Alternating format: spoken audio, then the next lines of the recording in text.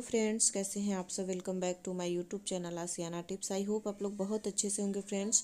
और आज मैं फिर से आप लोगों के लिए एक न्यू वीडियो लेकर आई हूँ। आई होप वीडियो पसंद आएगी। ये वीडियो है डेली वेयर स्लीपर की, जो कि आप देख सकते हैं कुछ इस तरह की है। वेलवेट क्लॉथ यूज किया गया है। यहाँ पीके कार्ट ब्रांड से है और इसकी जो बैक साइड है आप लोग देख सकते हैं कुछ इस तरह की है। फ्लैट स्लीपर है। ये डेली वेयर के लिए मैंने लिया हुआ है और इसे मैंने फ्लिपकार्ट से लिया हुआ है।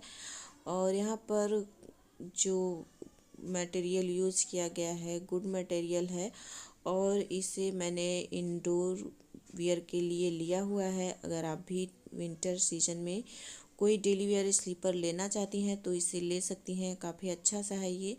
और इसका स्क्रीनशॉट जो है यहाँ पे मैंने लगा दिया है।